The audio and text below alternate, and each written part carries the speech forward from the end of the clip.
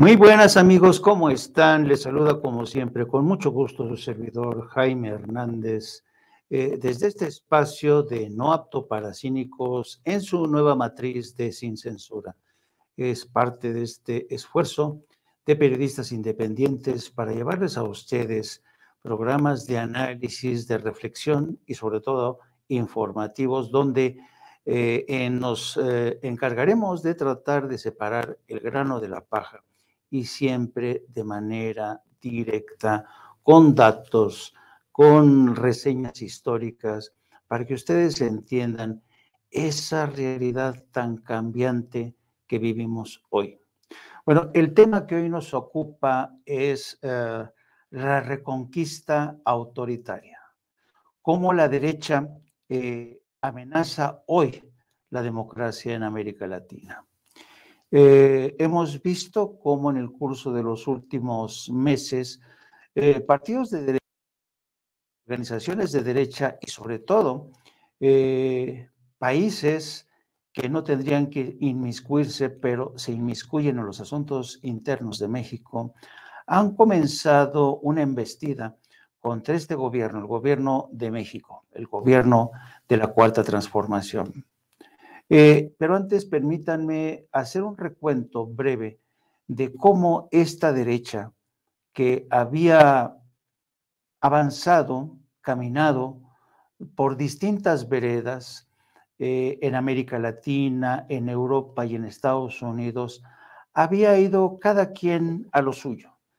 En Europa, la derecha fascista, nazista, ya sabemos en qué terminó tras el fin de la Segunda Guerra Mundial.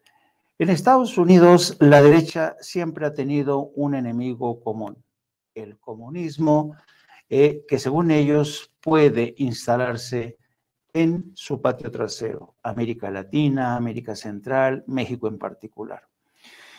Pero ahora, tras una cascada de cambios de gobierno en América Latina, me refiero a Brasil, me refiero a Colombia, me refiero a Honduras, me refiero a México, a Chile, se han producido interesantes conjunción de líderes políticos de Europa, de Estados Unidos y México, y todos ellos se han puesto de acuerdo para impulsar lo que ellos consideran la reconquista de la derecha en todo el mundo. Una de las primeras señas de esta reconquista arrancó hace aproximadamente 4 meses, cuando el expresidente de México, Felipe Calderón, asistió a la reunión anual de la FIL, la Fundación para la Libertad Internacional, una organización que preside Mario Vargas Llosa. En aquel momento, esta reunión, este cónclave de la derecha de España y México, encontró en Felipe Calderón uno de los principales adalides justamente para tratar de recapturar el terreno que han perdido en América Latina en general, pero también en México en particular. Vayamos a ver cómo en aquel entonces Felipe Calderón ya daba avisos de cómo la derecha de todo el mundo se estaba preparando, estaba conspirando para retomar el poder en América Latina y en México. Vamos a escuchar parte de este discurso de Felipe Calderón, prometiendo que así como la izquierda, según aseguró, utiliza el foro de Sao Paulo, la derecha tiene que utilizar foros como el de la FIL para lanzarse en esta campaña de reconquista y regresar, lo dijo el propio Felipe Calderón en esta locución, como el Cid campeador. Escuchemos lo que dijo en aquel momento Felipe Calderón. No solo se desconoce la legitimidad, sino se persigue a los adversarios. Se nos persigue más bien. El principal candidato opositor a López Obrador, independientemente de mis discrepancias con él, está perseguido y protegido en Estados Unidos por acusaciones absurdas. Yo mismo tengo 6 carpetas de investigación en mi contra de carácter penal, de las cosas más ridículas que luego les puedo platicar. Tercera prueba, entonces, no cumple con el criterio democrático en esta. Tercera prueba, se tolera o se fomenta la violencia. En México se tolera que grupos de presión bloqueen 40 días la línea ferroviaria más importante del Tratado de Libre Comercio. La línea ferroviaria que va de Lázaro Cárdenas en el Pacífico hasta Kansas City en Estados Unidos, bloqueada 40 días por grupos de presión. Las carreteras tomadas por grupos que cobran a los turistas en la carretera dinero y el gobierno lo tolera. Y no es ni siquiera lo más grave en la materia. Creo que lo más grave, a mi juicio, es la política que el propio presidente anunció desde campaña respecto de la delincuencia, que se llama abrazos, no balazos. Partiendo de la tesis que un servidor, que es la afirmación de esta narrativa que ha tomado el poder, de que es una equivocación combatir a la delincuencia con la fuerza de la ley y del Estado, entonces la alternativa es no combatir a la delincuencia. Y el Ejército, las Fuerzas Armadas tienen instrucciones del presidente de no combatir a la delincuencia, de hacer patrullajes, pero no enfrentarlos. Hay videos en que se humilla a los soldados cuando son agredidos por ladrones de gasolina, por criminales que son perseguidos, los soldados y tienen la orden de no responder. Esto ha provocado algo que me parece un problema medular en México, que es la captura del Estado por parte del crimen organizado. Es decir, hay regiones del país que hoy están ya en manos del crimen organizado y el narcotráfico. Las filtraciones del archivo digital del Ejército Mexicano, que se filtraron, valga la redundancia, hace unas 3 semanas, revelan informes del Ejército, por ejemplo, que en varios estados, por cierto, todos gobernados por Morena, el partido del presidente, el crimen organizado ya tiene el control de las autoridades de justicia y de la seguridad pública. Hay un estado donde se designó jefe de la policía y de la Secretaría de Seguridad Pública al jefe de un cártel. Y ese estado lo gobernaba en ese momento quien es ahora el secretario de Gobernación en México. Esta captura del estado, por ejemplo, el jefe del estado, el Comando del Norte en Estados Unidos, en una comparecencia en el Senado americano, dijo que calcula Estados Unidos que el 35% del territorio mexicano está ya en manos del crimen organizado. Y esto lleva, por supuesto, al efecto de que México vive la ola de violencia más alta. A mí se me ha criticado mucho por eso, pero hoy están muriendo en México asesinados casi 100 personas al día. Casi 3 veces más que al final de mi gobierno tan criticado. Otra cosa, el cuarto y último, perdón que me extienda, si el poder amenaza o restringe las libertades civiles, incluyendo las de la prensa. Restringe libertades civiles, sí. Ante la falta de participación política, y eso me referiría hacia el final de mi exposición, organizamos un movimiento maravilloso que se llamó México Libre, con mucha gente que quería participar en política. Y en tiempo récord, en menos de un año, afiliamos a 260,000 mexicanos a través de una aplicación en teléfonos inteligentes supervisada por el INE. Hicimos 242 asambleas distritales de 300 posibles. Y teníamos el registro a las 2 de la tarde por unanimidad en el dictamen del Instituto Electoral. Vino la presión del gobierno y a las 5 de la tarde nos habían quitado el registro.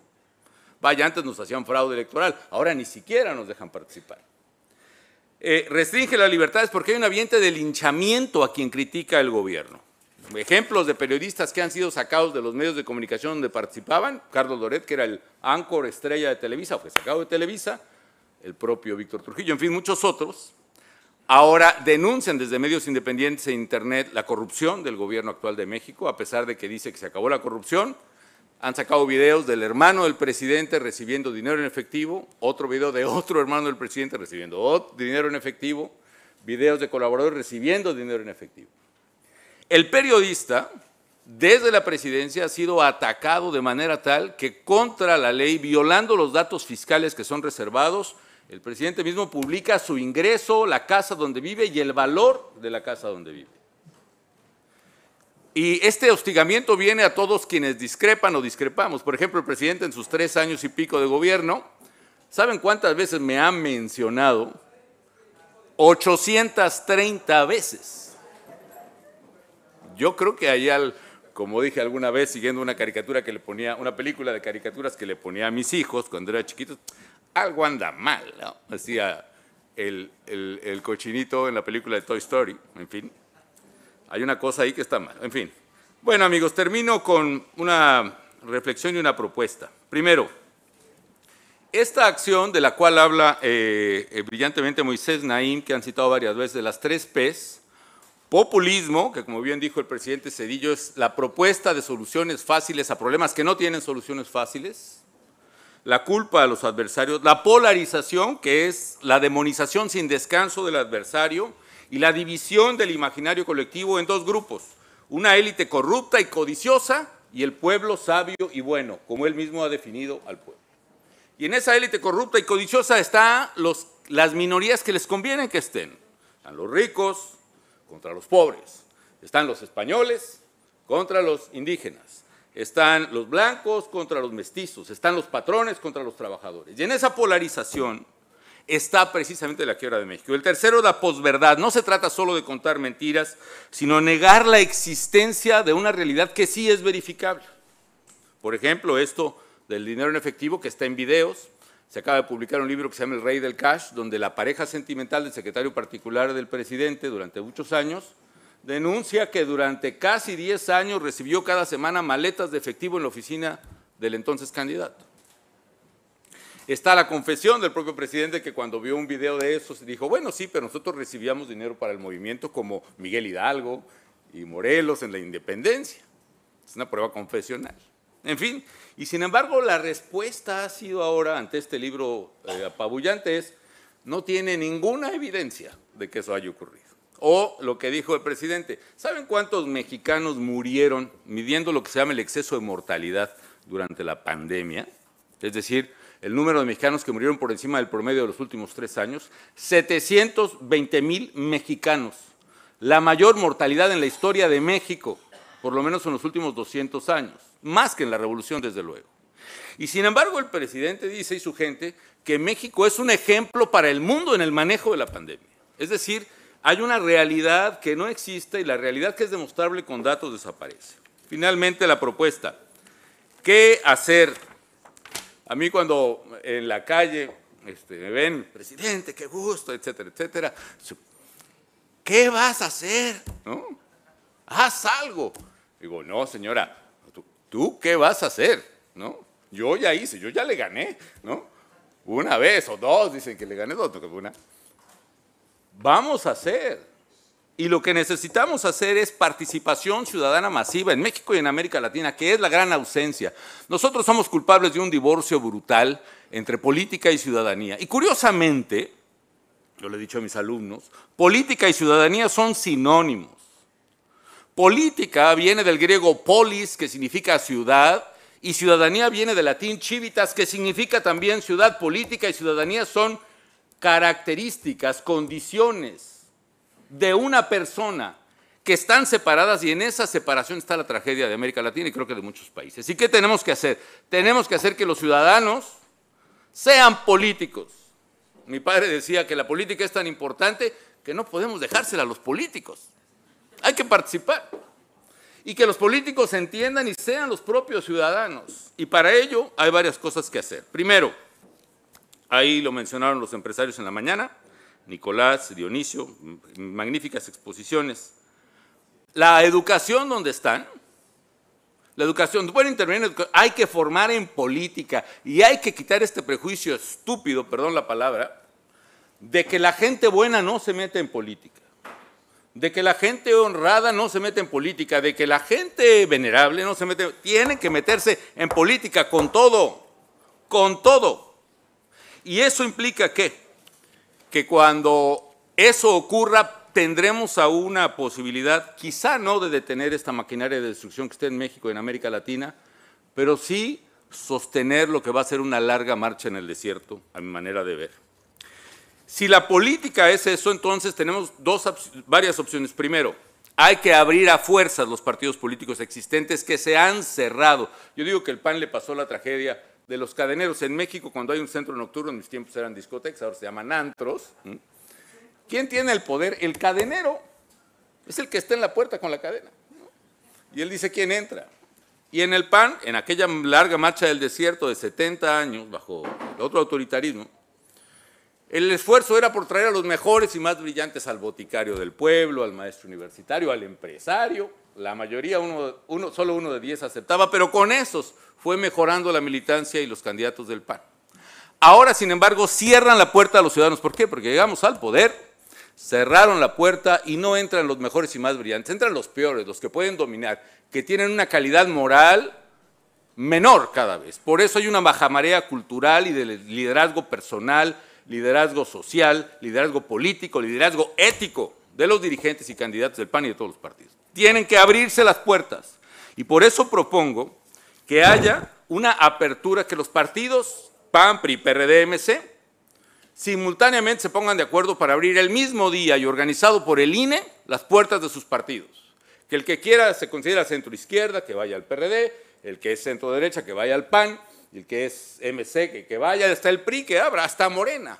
Necesitamos renovar como agua fresca los partidos políticos, y si los partidos no se abren, que es la garantía de perder, tiene que haber entonces nuevas organizaciones políticas que por monopolio los partidos solo las permiten hacer cada 6 años, después de la elección presidencial, un absurdo. En fin, ¿qué más? Y termino. Necesitamos primarias para elegir un candidato único en la oposición. Voto directo, pero no donde Morena pueda usar su aparato electoral para manipular la elección, sino con este padrón renovado de los partidos. Y finalmente, planeación estratégica. ¿De quién? De nosotros. Miren, ellos conspiran, ellos se juntan, tienen el Foro de Sao Paulo, tienen estrategia, metodología, tienen narrativa, tienen recursos. Y nosotros, si no es por Mario Vargas Llosa que nos invita, no nos reunimos. Aquí hay una irresponsabilidad estratégica, y hablo de empresarios. Por supuesto, Nicolás, estoy de acuerdo, los empresarios y los líderes en general de nuestros pueblos tienen una gran culpa en lo que está pasando. Cuando nosotros nos fletamos a luchar contra esto que se venía en la Organización de México Libre, no hubo apoyo, salvo honrosísimas excepciones de esos empresarios que tienen mucho dinero que a lo mejor se los van a quitar por. Y nosotros no nos importó ni poner nuestro patrimonio, no el matrimonio, el patrimonio a Margarita y a mí, que lo perdimos, no importa, no nos arrepentimos, ni arriesgar la vida como lo hemos arriesgado toda la vida, etcétera. Pero ya basta, no es yo que voy a hacer como expresidente, ustedes qué van a hacer, todos qué vamos a hacer. Pongámonos a pensar estratégicamente, fuerzas, debilidades, oportunidades, dónde vamos a romper esa muralla. Y que esas reuniones como esta que celebro nutran nuestro sueño otra vez de ser una América Latina próspera, justa, democrática, una América Latina comprometida con el medio ambiente, una América Latina que sea ganadora, no mediocre, una América Latina que puede ser, y que nos hagan estas reuniones como a mí me hacen hoy, y agradezco mucho, que renazca en nosotros, no el Quijote que fuimos en aquella noche de 1996, cuando aceleramos la transición en México. A mí lo que no me gusta del Quijote es que se enfrenta, cree que son gigantes y en realidad son molinos de viento. Yo lo que sí veo, sí son gigantes de a de veras, cíclopes de a de veras, huichilopostlis que devoran a los suyos de a de veras.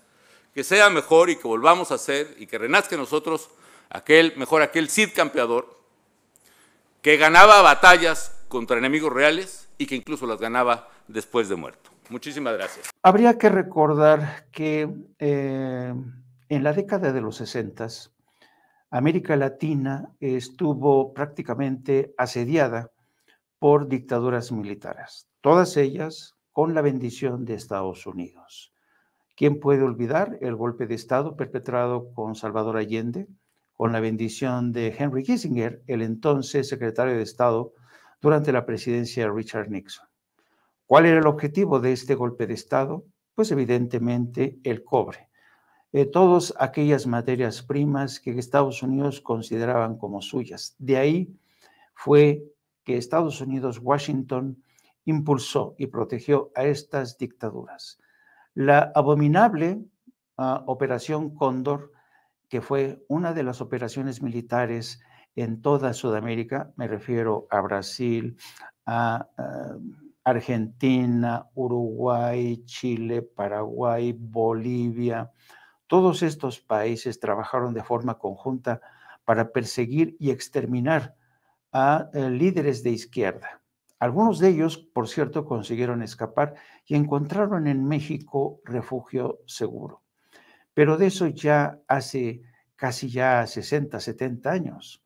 Hoy es la derecha que resurgió de las cenizas de la Segunda Guerra Mundial, la que ha buscado alianzas con la derecha en México para lanzar esta embestida para tratar de recapturar a todo el hemisferio.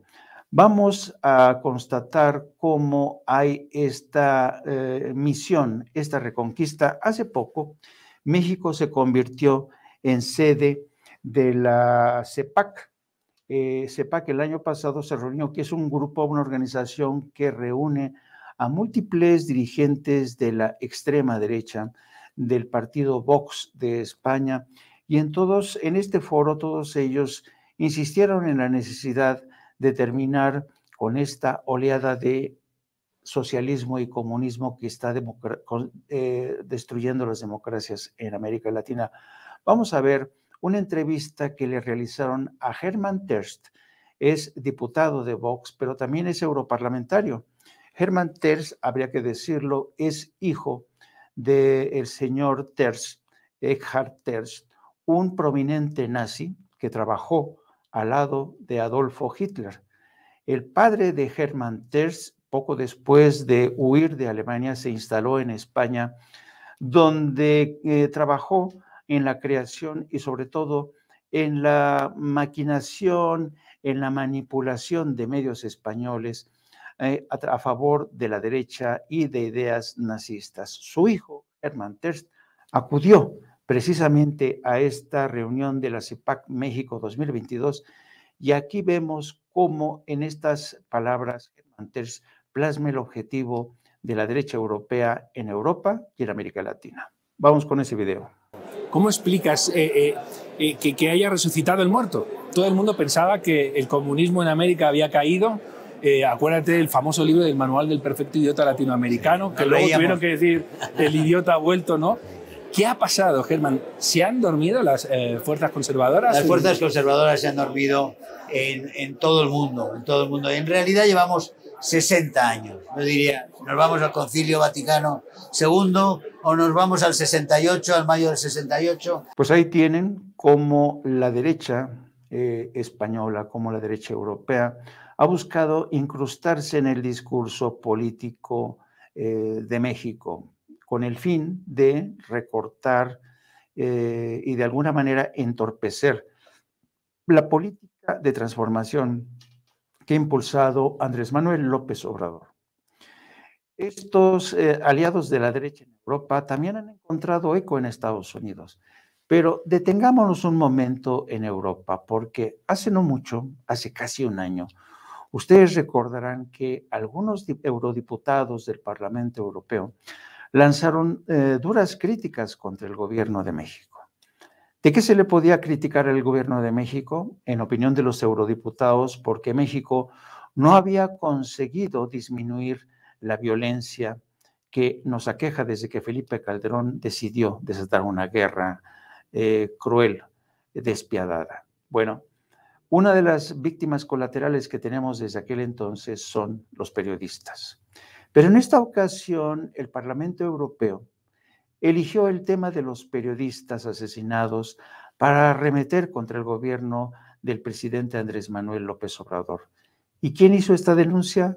Se trata nada más y nada menos que de Leopoldo López Gil. ¿Quién es Leopoldo López Gil? Bueno, Leopoldo López Gil es el padre del líder opositor venezolano Leopoldo López.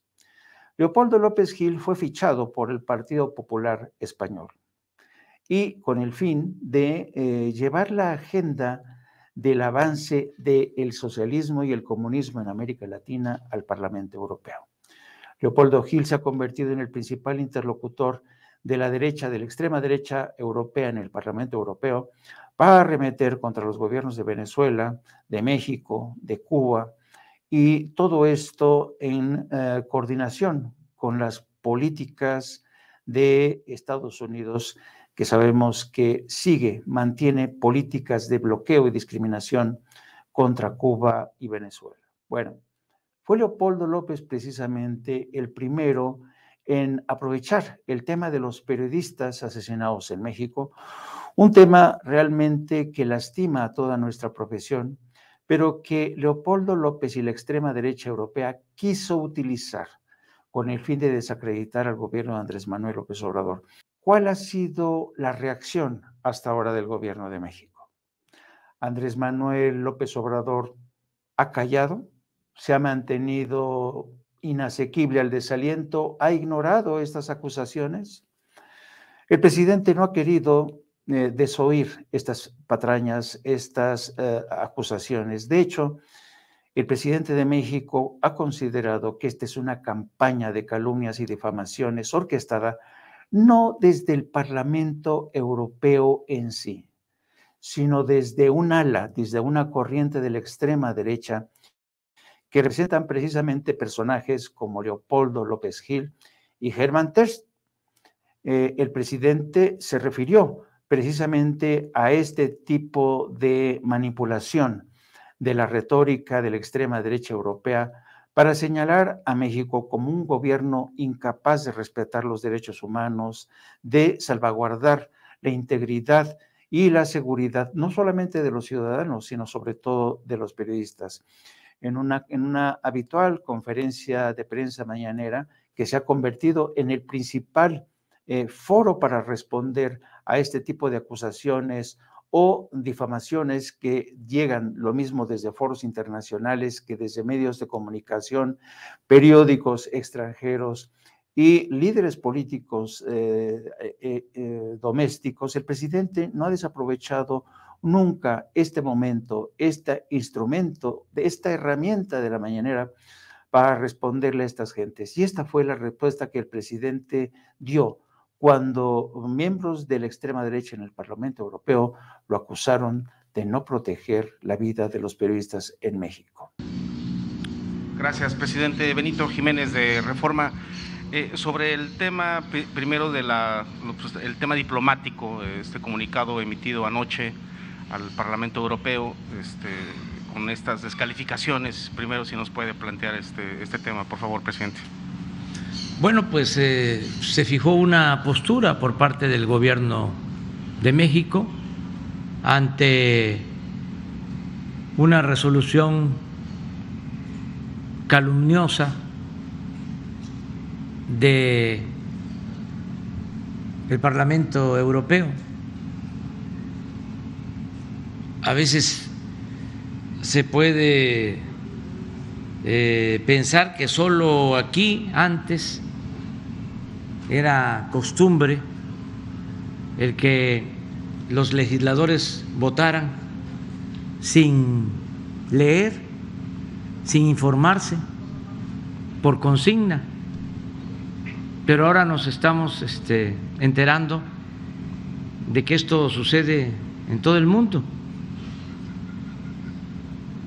Lo menos que podemos decir es que fueron sorprendidos los legisladores europeos, lo menos, porque no es cierto lo que sostienen, es completamente falso.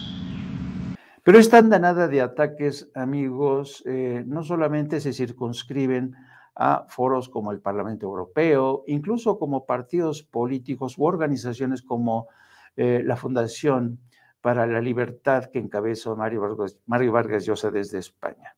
Hay que tener en cuenta que hay también correas de transmisión o aliados o cabilderos que continuamente están visitando las redacciones y los consejos editoriales de periódicos como The New York Times y The Washington Post o The Wall Street Journal, para que estos medios de comunicación que tienen un prestigio o han tenido un prestigio internacional reconocido, pues también se hagan eco de estas denuncias. Tenemos el caso, por ejemplo, del diario The Washington Post. El diario Washington Post publicó recientemente una columna de Carlos Loret de Mola criticando la forma, el tono que empleó el presidente de México para responderle al presidente Andrés Manuel López Obrador. Voy a pedirle a mis compañeros que nos pongan esta colaboración de Washington Post en la que Loret de Mola critica la respuesta del presidente de México al Parlamento Europeo. Desde ese entonces que han pasado muchas cosas. En esta labor de golpeteo al gobierno de México, el diario The Washington Post en particular ha tenido que revisar sus políticas editoriales, particularmente de la sección en español. Sí, una sección que nació para albergar a firmas como las de León Krauss y Carlos Loret de Mola.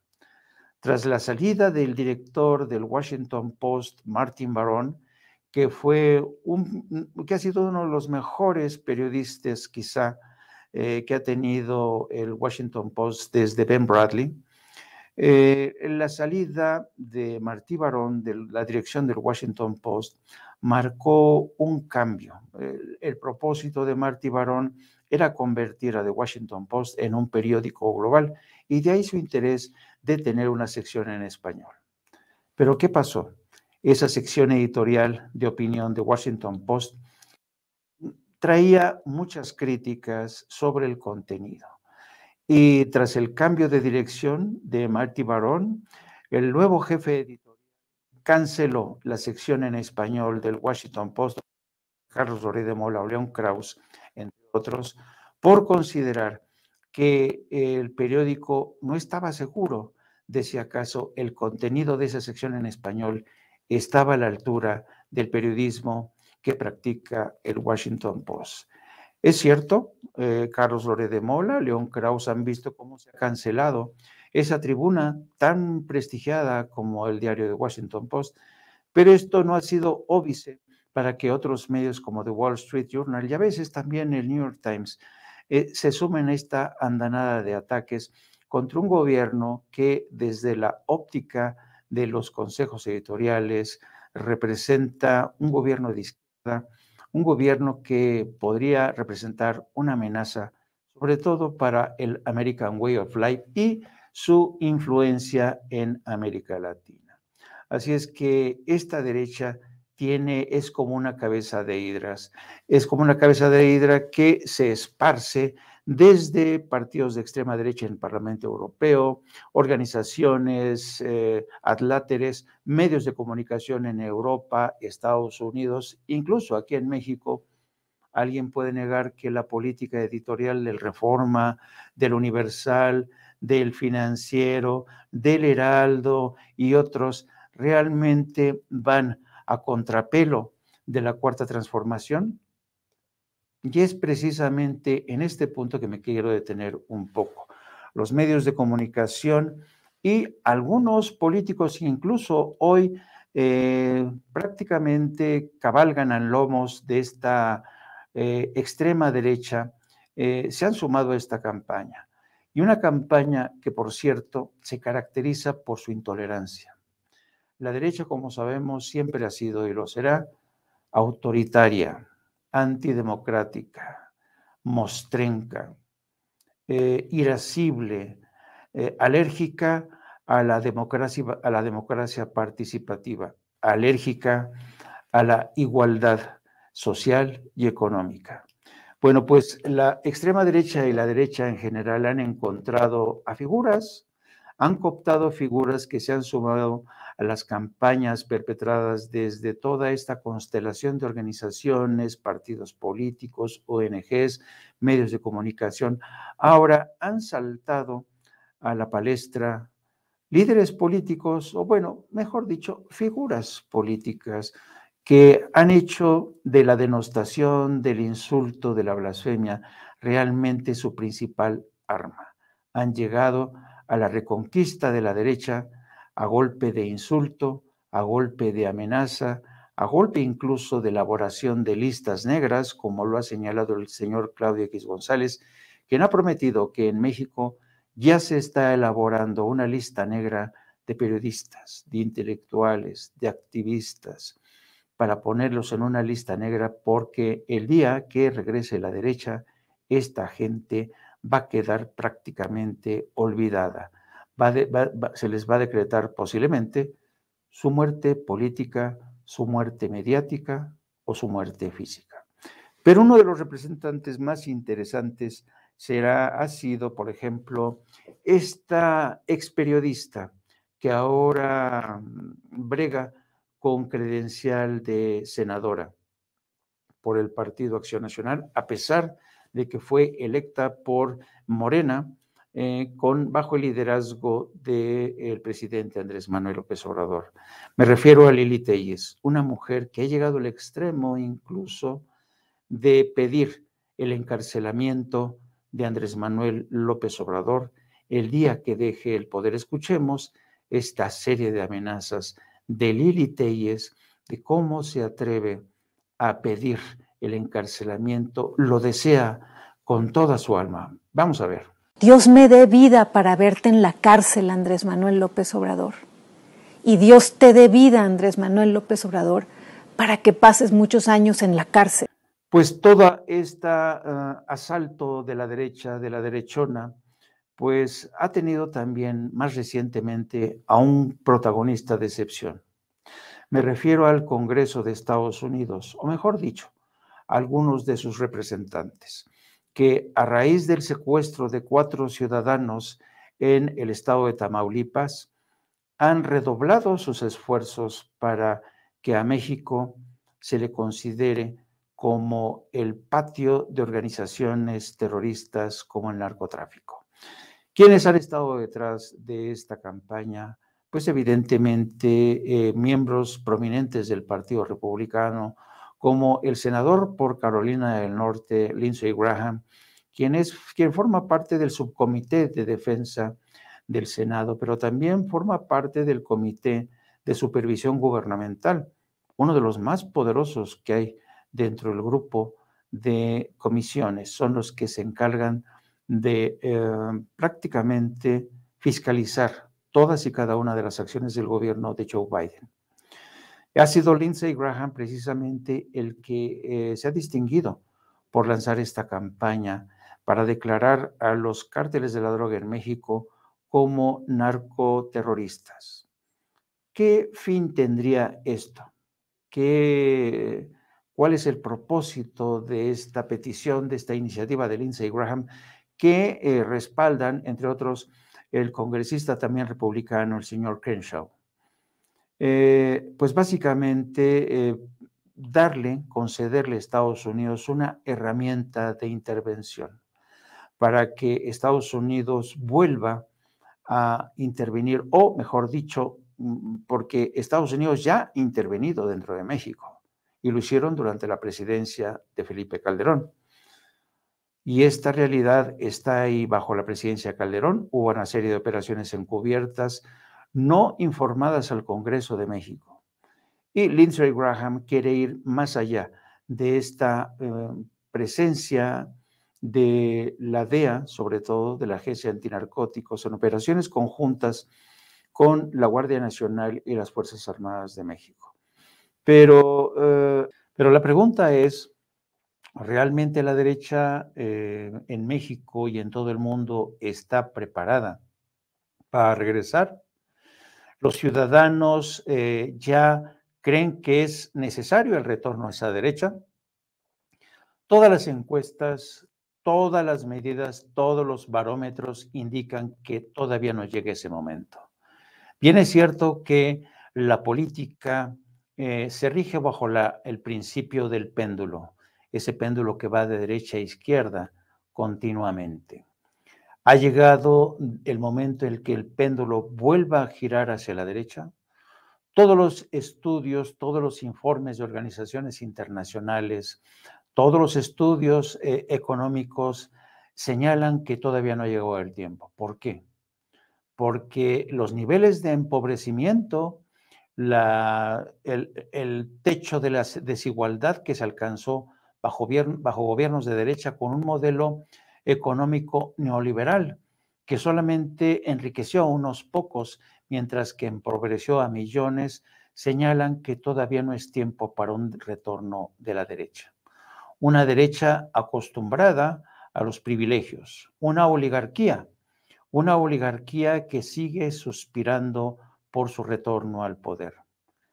El señor Giulio Andreotti solía decir que el poder desgasta, pero desgasta a quienes no lo tienen, es decir, a esa oligarquía que se consume en cámara lenta mientras contempla el avance triunfal de un personaje como Andrés Manuel López Obrador, un economista exitoso de carácter impredecible, que a pesar de todos los malos augurios, ha conseguido que México recupere la confianza de inversionistas internacionales.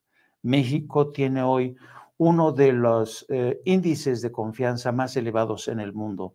El peso mexicano por primera vez no sucumbe ante los embates de inestabilidad financiera que llegaron para quedarse tras el paso de la pandemia.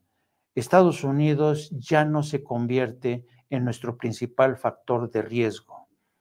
México tiene las salvaguardas necesarias, muy consistentes, muy sólidas en su sistema bancario.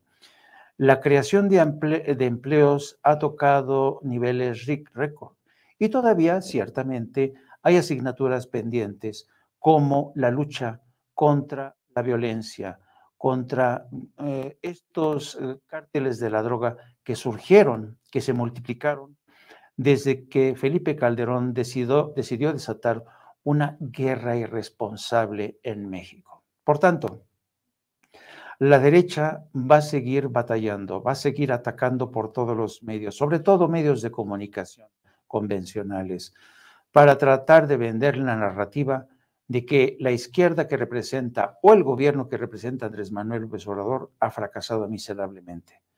Pero millones sabemos que no es así. Millones sabemos que Andrés Manuel López Obrador ha trabajado de sol a sol para que millones de mexicanos tengan por primera vez una pensión modesta, pero una pensión. Ha fortalecido las señas de identidad de un estado de bienestar que no habíamos tenido nunca, quizá desde que Lázaro Cárdenas se preocupó por esas inmensas mayorías de gente que no tenía nada. En muchos sentidos, López Obrador ha recogido la estafeta que dejó Lázaro Cárdenas desde la década de los 40. En muchos sentidos, Andrés Manuel López Obrador es un presidente que ha llegado para redimir a la población de una de las peores tragedias, la que dejó tras de sí una política injusta, una política que condenó a millones a la pobreza, una política que desató la violencia en México y lo convirtió en una fosa común. Por tanto, señores de la derecha, esperen un poco más a que el presidente Andrés Manuel López Obrador cumpla todas y cada una de sus promesas. Y si no las cumple, y si los ciudadanos consideran que ha llegado su momento, pues el ciudadano es el quien tiene la palabra, el pueblo es el que tiene la última palabra, pero sospecho que por el momento van a tener que esperar y mucho. Hemos llegado hasta aquí, amigos, en este espacio de No Apto para Cínicos, en esta nueva matriz de Sin Censura, en este inicio de andadura que busca como propósito crear una batería de medios, una batería de esfuerzos, una batería de intereses, de ingenio, de contenido para ustedes que esperamos les resulta útil, beneficioso. Hasta luego, queridos amigos, les saluda Jaime Hernández.